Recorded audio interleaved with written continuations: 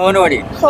कोणत्या स्कूलमध्ये शिक्षण घेते तू? मी ज्ञानगंगा विश्वविद्यालय स्कूलमध्ये आज शिक्षण या घेते. ठिकाणी येऊन तुला कसं वाटलंय आज? मला खूप भारी वाटलं. जेव्हा स्टार्ट झाली तेव्हा खूप धक्काबुक्की सुद्धा झाली, पण जेव्हा पळायला लागलं तेव्हा असा आत्मविश्वास आला पळण्यामध्ये.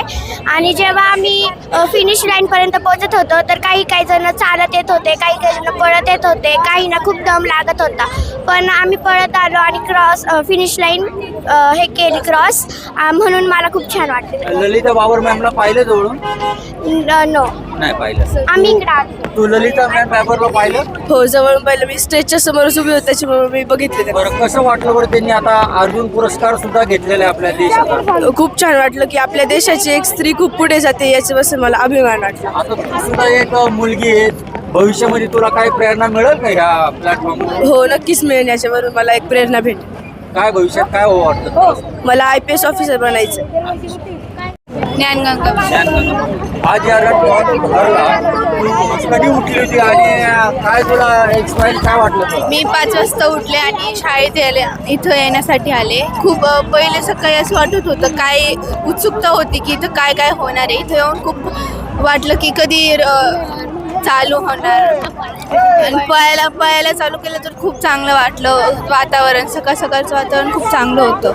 आपल्या ह्या रूरल एरियामध्ये म्हणजे ग्रामीण भागामध्ये अशा स्पर्धा होत आहेत किंवा अशी एक मोटिवेशनल कार्यक्रम होत आहेत, त्याच्यापासून प्रेरणा मिळेल का बाकीच्या मुलींना किंवा विद्यार्थ्यांना? नक्कीच मिळणार. तर भविष्यात काय वाटतं, असे कार्यक्रम झाले पाहिजेत? भविष्यात नक्कीच असे कार्यक्रम व्हायला पाहिजे. त्याच्याने आपल्याला कसं पळू शकतो चांगलं हे करू शकतो. तुझ्या आणखी जे मैत्रिणी आले नाहीत त्यांना काय सांगणार? मी माझ्या मैत्रिणीला सांगणार की अशा स्पर्धेत अजून सहभाग घ्यावा, त्याने तुमचे अजून भविष्य चांगलं उज्ज्वल होऊ शकते. आता भविष्यात तुला काय वाटतं, काय झालं पाहिजे आपण या ठिकाणी आले? काय भविष्यात ज्याला जे बनू शकतं त्याचं काय करिअर आहे. काय वैयक्तिक करिअर? माझं मला लॉयर बनायचं आहे.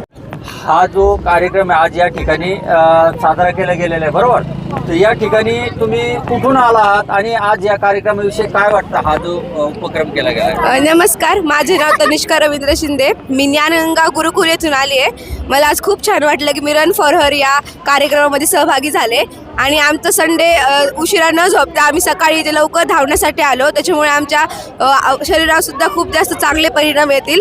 आणि मला खात्री आहे की मी पुढच्या वर्षी सुद्धा या रन फॉर हर या मॅरेथॉनमध्ये सहभागी होईल. धन्यवाद. फॉर हर जी मॅरेथॉन झाली आज शिरूर सारख्या आपल्या ग्रामीण भागामध्ये, आज तुम्ही पालक म्हणून या ठिकाणी आलात, काय वाटते, काय भावना आहे?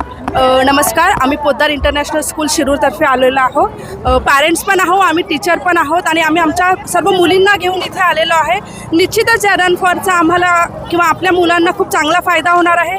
जे मुलांमध्ये गुण आहेत हे कुठेतरी बाहेर पडत आहेत आणि या माध्यमातून खरंच मुलं खूप पुढे होतील. आणि एवढे मुलं इथे पार्टिसिपेट झाले, यातून एक जरी आपल्याला अर्जुन पुरस्कारासाठी प्राप्त झाला तर रन फॉर हर हे सफल झालं असं म्हणता येईल. मॅम, आपण कुठून आलात? मी शिरूरवरून आले आहे. आणि काय तुमचं नाव आणि काय वाटतंय आज या रन फॉर? माझं नाव विनिता कानकटाव.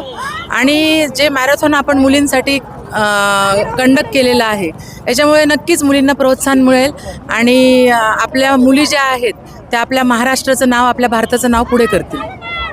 आज मॅम तुमचं नाव सांगा मला.